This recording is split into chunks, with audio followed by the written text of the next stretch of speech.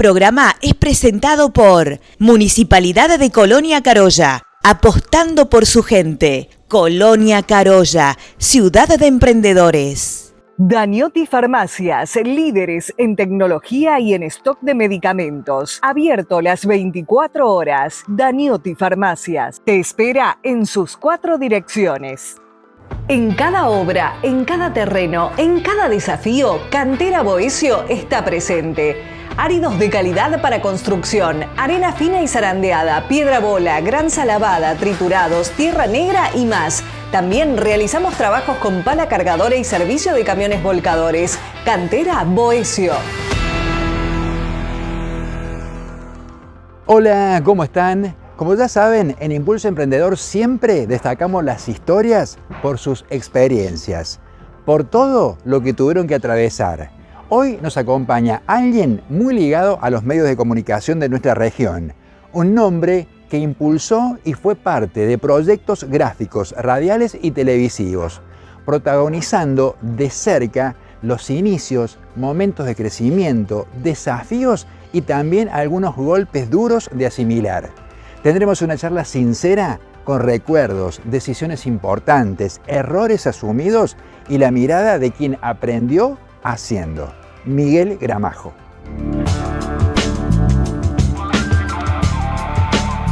Municipalidad de Colonia Carolla, apostando por su gente. Colonia Carolla, ciudad de emprendedores.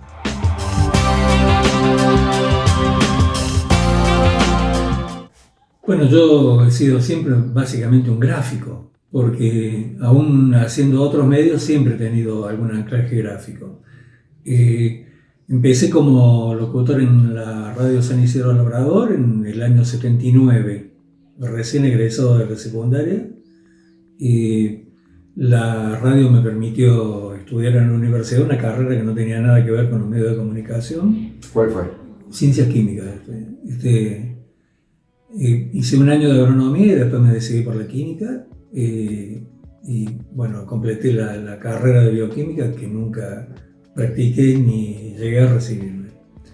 Y después de mi paso por la radio tuve mi primer pecado de juventud gráfico, que fue la revista ¿Qué?, una revista que era mensual y que tenía como novedad para la época que era la primera revista que tenía tapa de papel ilustración y a 4 colores. Se imprimía en Córdoba. Fue un emprendimiento difícil de sostener porque eran épocas de inflación y de hiperinflación. O sea, si ahora hablamos y nos quejamos de las inflaciones que hemos tenido, las de esa época eran tan terribles que a veces nosotros fijábamos un precio de publicidad para la mañana y a la noche ya no nos alcanzaba para pagar lo que tenemos que pagar en la imprenta. Esa revista que duró 2 años aproximadamente, y ahí surgió la idea en el año 88 de hacer con un grupo de periodistas amigos la radio alternativa, que por entonces tenía la frecuencia 93.9, que fue la primera radio en FM que tuvo una programación sostenida durante todo el día. Ya había de la familia Sánchez la radio en FM a prueba, que salía durante algunas horas de la tarde, y nosotros la gran aventura que propusimos fue hacerlo de 8 a 24 con una programación propia todo ese tiempo. En ese momento fuimos 6 los que estábamos en la parte comunicacional, más Sergio Ariosti en la parte técnica, en una sociedad que tenía la forma de una cooperativa sin serlo formalmente, ¿no?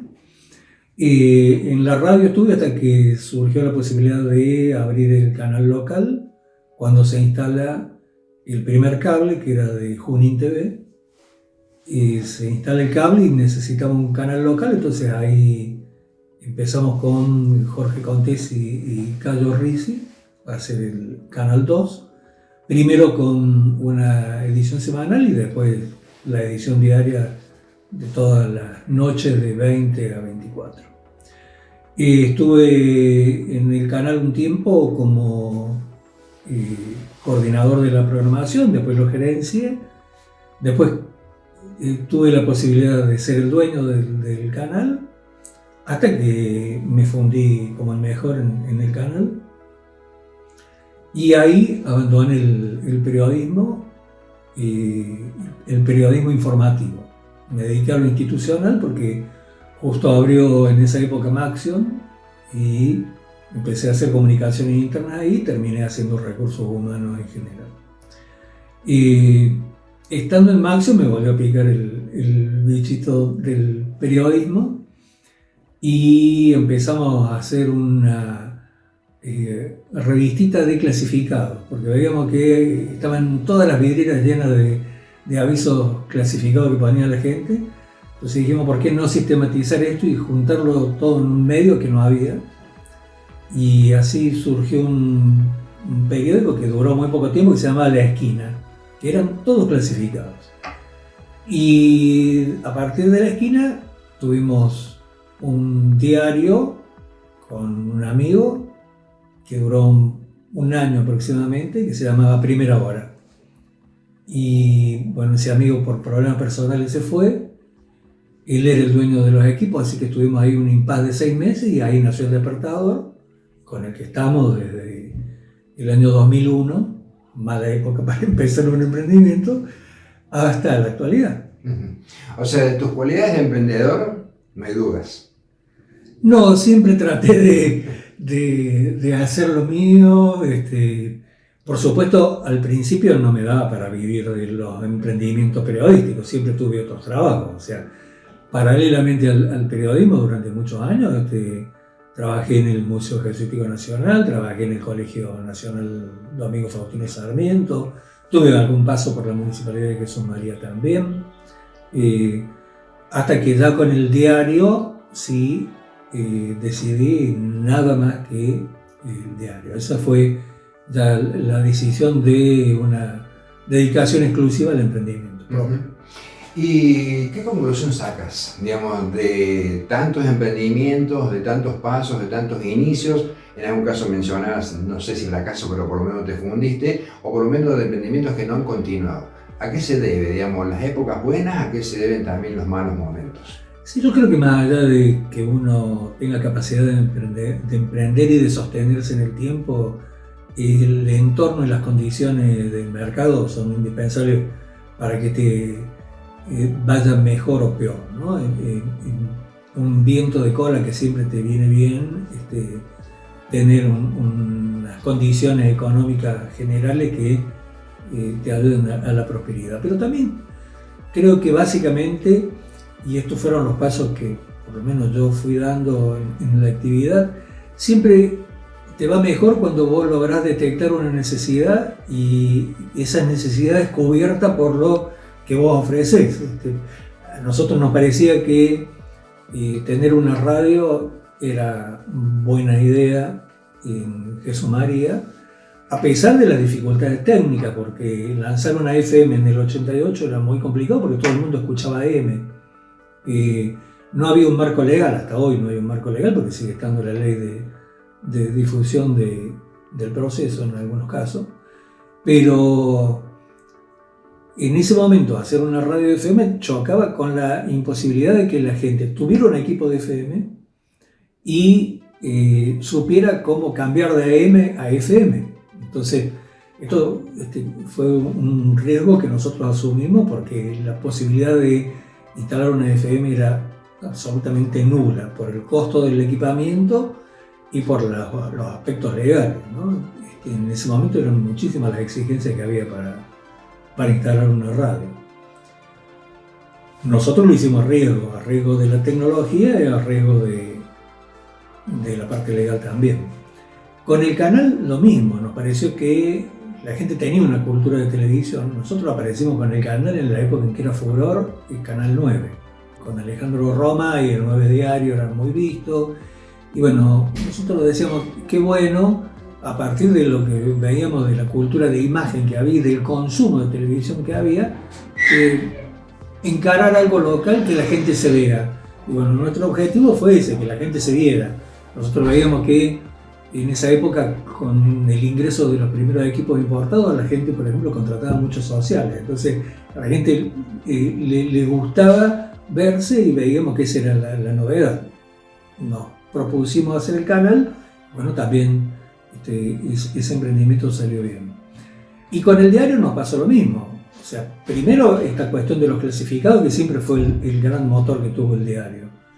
Y después la posibilidad de todos los días tener la noticia local en el bar, básicamente. Y a partir de ahí que se expanda a los hogares, que fue lo que pasó, ¿no? Miguel es el fundador del diario El Despertador, con el que continúa. Desde el año pasado volvió a la radio para hacer un programa periodístico junto a Jorge Parodi. Una historia marcada por la iniciativa de estar siempre generando. Algunos proyectos crecieron, otros no funcionaron. Decisiones difíciles y experiencias que dejaron aprendizajes. ¿Qué aprendizajes? En un ratito. En Vergese Cerámicos construimos más que espacios. Comprometidos con la calidad de atención al cliente, nuestra dedicación y conocimiento nos diferencian y nos hacen tu socio de confianza. Vergese Cerámicos, valores que perduran, calidad que se siente.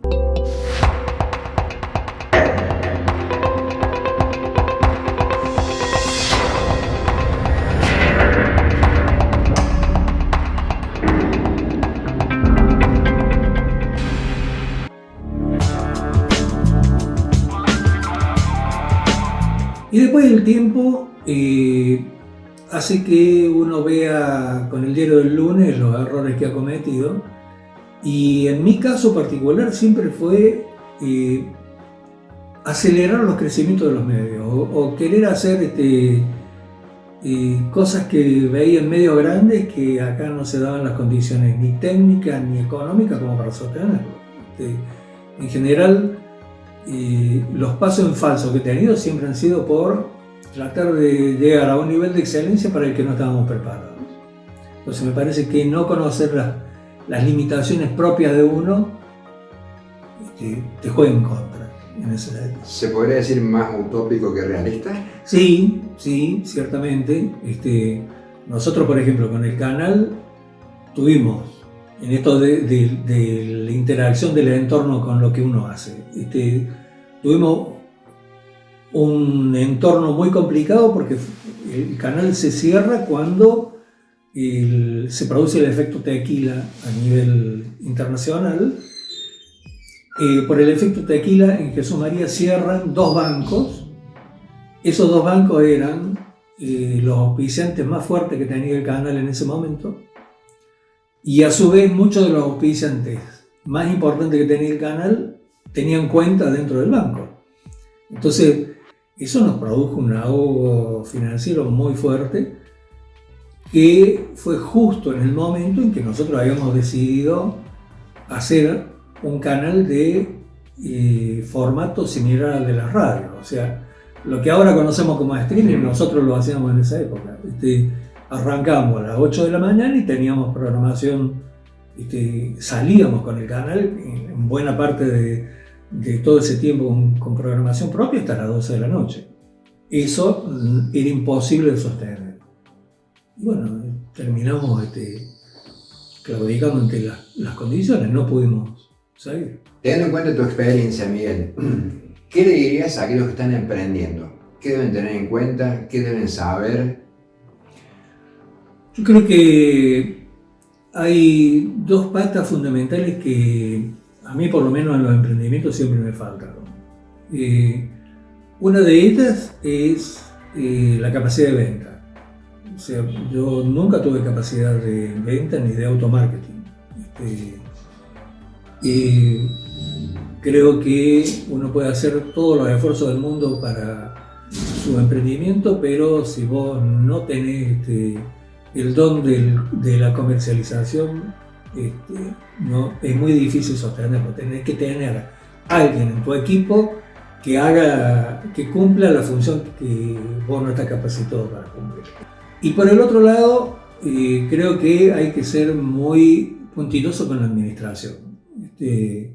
Yo he sido puntilloso con la administración, pero tenés que ser sumamente estricto con, sobre todo los estudios de costos.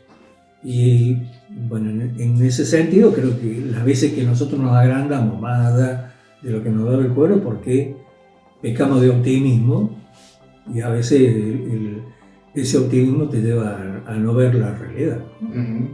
Y actualmente, si tuviese que hacer una lectura, digamos, de cómo ves el ambiente emprendedor, porque, digamos, sin duda que es una zona emprendedora, uh-huh, que ganas, sin dudas, no faltan, pero por ahí muchos que no logran prosperar. Yo creo que es indispensable poder detectar este tema de las necesidades del mercado. Y por otro lado, tener muchísimo cuidado con el tema de los costos, porque hoy, como está la cosa, entre la competencia propia e interna, más la competencia de productos importados en algunos rubros, bueno, se hace muy complejo en un contexto de contracción de mercado que, bueno, todos conocemos, ¿no? Entonces, me parece que el tema del manejo de los costos tiene que ser muy prolijo. Y hay que tener una cuota de optimismo también, en el sentido de que si vos considerás que tu producto va a perder o va a ser difícil de insertar en el mercado, si no estás convencido, vos no vas a convencer a nadie de que tu producto sirve y que da respuesta a las necesidades que alguien puede tener, ¿no? Pero en general creo que hay que ser muy perseverante, hay que ser muy resiliente, porque te vas a caer y tienes que levantarte de nuevo. Es importante en esta época no desfallecer en los emprendimientos, ¿no? Cuando uno ve que hay demasiadas dificultades, hay que tratar de buscarle la vuelta y que tratar de capacitarse. Hoy hay muchas más ofertas de capacitación que las que tuvimos nosotros en su momento. O sea, para nosotros poder ir mejorando tanto la parte tecnológica como la parte actitudinal de nuestros emprendimientos demandó mucho físico. Tuvimos que buscar en lugares que desconocíamos, tuvimos que explorar en ferias, en universidades, en gente que ya tenía experiencia y que no sabíamos dónde estaba, o sea que había que salir a buscarla. Hoy creo que está mucho más disponible esa información. Creo que por un lado el Estado local tiene, tanto en Jesús María como en Colonia Carolla, una oferta de capacitación que hay que saber aprovechar. Y también está esta posibilidad que siempre te dan las redes, que hoy tenés tutoriales para todo. Entonces creo que ese caudal de información es una ventaja competitiva para cualquier emprendedor. Lo que no sabes hacer, alguna pista te da. Y después no tenés miedo a leer, porque eso me parece que también es una cuestión, ¿no? Que no hay que perder la curiosidad, porque siempre hay algo que te puede servir para abrir la cabeza, ¿no?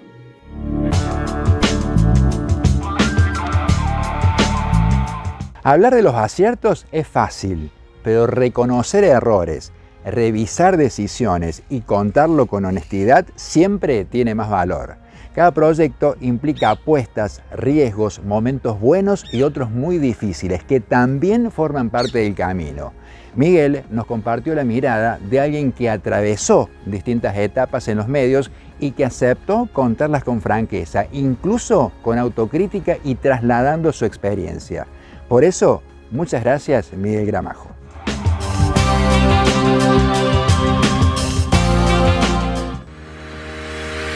Desde la Municipalidad de Jesús María entendemos que una buena idea puede transformar comunidades.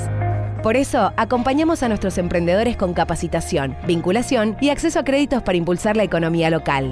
Más info en www.jesusmaria.gov.ar.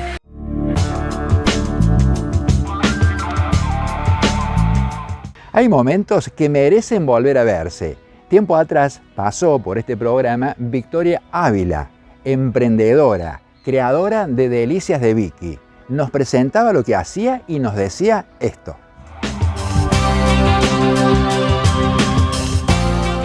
Aún no contamos con local físico, pero bueno, a futuro es la idea poder expandirnos y vender productos listos para llevar, aparte de los pedidos personalizados que solicite la comunidad.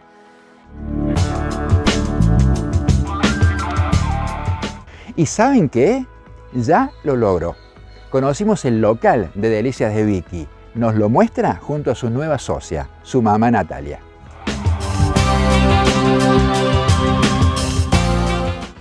Hola, acá estamos en Delicias de Vicky. Mi nombre es María Victoria Ávila y yo soy la creadora. Como les comenté en el video anterior que nos hizo Gustavo para este programa de Impulso Emprendedor, la idea era abrir un local físico para que la gente nos conociera más. El día 8 de marzo pudimos cumplir este sueño tan anhelado de la mano de mi mamá y socia emprendedora.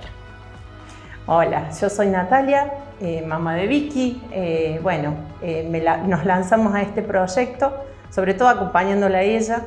Yo venía de trabajar en relación de dependencia y bueno, ahora me sumergí en este mundo emprendedor.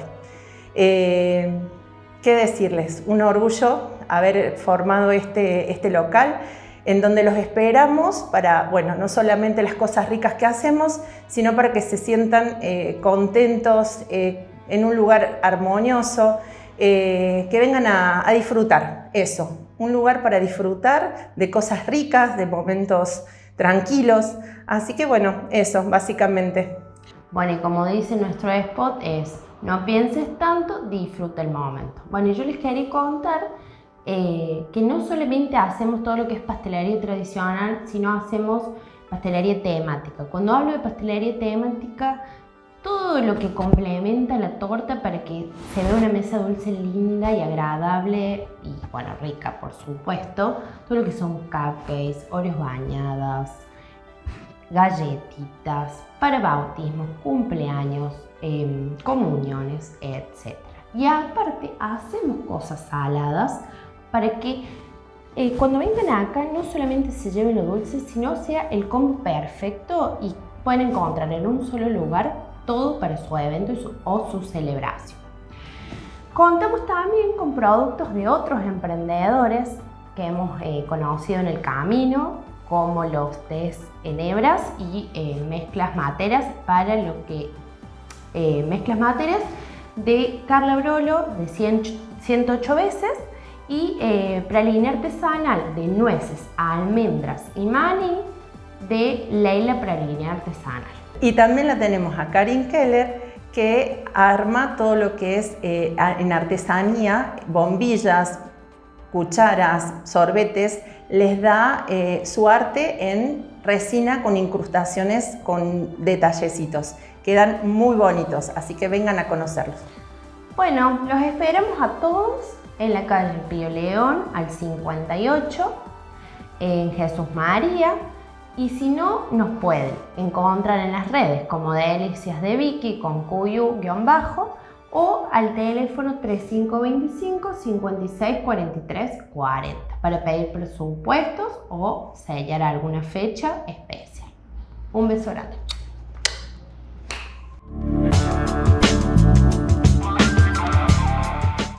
De lo anhelado a las puertas abiertas de su propio espacio. Y quizás lo más lindo de esta historia es que el crecimiento llegó compartido junto a su mamá y con el mismo entusiasmo con el que empezó. Muchas gracias a las dos por contarnos y contagiar ese impulso. Porque en Impulso Emprendedor no solo estamos para descubrir los nuevos emprendimientos, sino también nos gusta mucho mostrar su evolución, su crecimiento. Muchas veces creemos que vender depende solamente del producto, pero hay algo mucho más importante: entender cómo decide quién compra, qué tiene en cuenta, qué lo hace confiar, por qué elige una opción y descarta otra. Hoy Noelia Minato nos ayuda a entender algunos de estos puntos. Bueno, ahora vamos a hablar un poquito acerca del proceso de compra. Como líderes, como dueños de un negocio o inclusive, por supuesto, como vendedores o asesores comerciales, tenemos la obligación de saber cómo es ese proceso que sucede cuando una persona se interesa por un producto o por un servicio. ¿Dónde nace y dónde culmina todo ese camino? Bueno, ese camino arranca en la necesidad. Nosotros como personas, como seres humanos, tenemos una serie de necesidades que van desde lo más básico a necesidades un poquito más complejas, como pueden ser el reconocimiento o la autorrealización. Cuando nosotros buscamos un producto o un servicio, antes de buscar ese producto o ese servicio, lo que estamos haciendo realmente es cubrir una necesidad. Entonces, como dueños, la invitación acá es a que nos preguntemos cuál es realmente la necesidad que nosotros estamos cubriendo.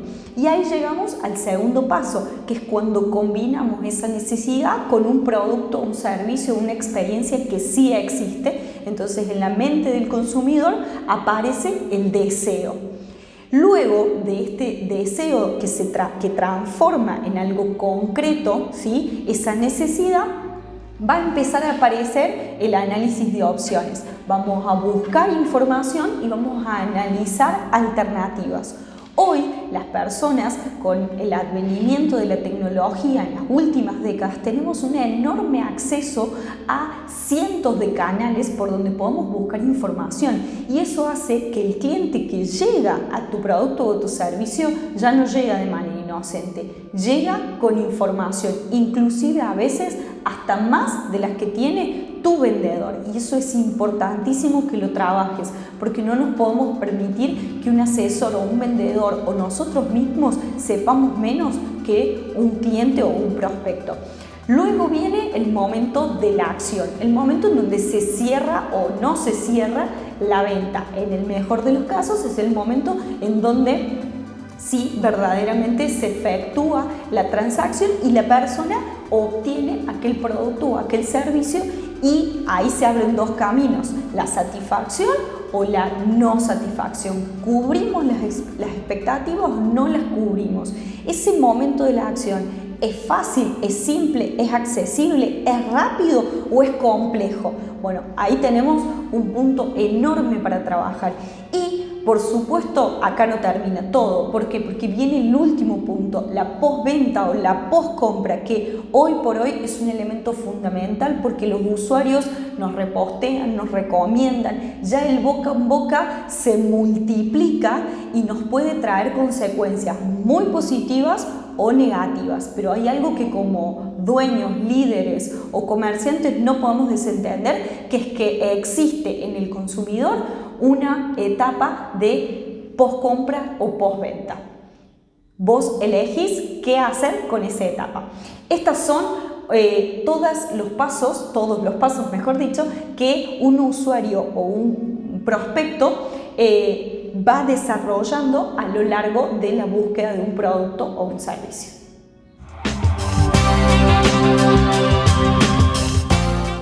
Y así llegamos por hoy al final de este Impulso Emprendedor.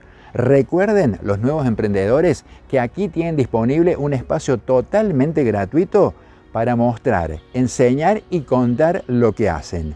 Simplemente tienen que contactarnos y animarse. Lo pueden hacer a través de las redes sociales o si no a través de la línea habilitada directamente con producción del programa. Nos reencontramos, si Dios quiere, la semana que viene. Este programa fue presentado por Municipalidad de Colonia Carolla, apostando por su gente. Colonia Carolla, ciudad de emprendedores. Daniotti Farmacias, líderes en tecnología y en stock de medicamentos. Abierto las 24 horas. Daniotti Farmacias te espera en sus 4 direcciones. En cada obra, en cada terreno, en cada desafío, Cantera Boesio está presente. Áridos de calidad para construcción, arena fina y zarandeada, piedra bola, granza lavada, triturados, tierra negra y más. También realizamos trabajos con pala cargadora y servicio de camiones volcadores. Cantera Boesio.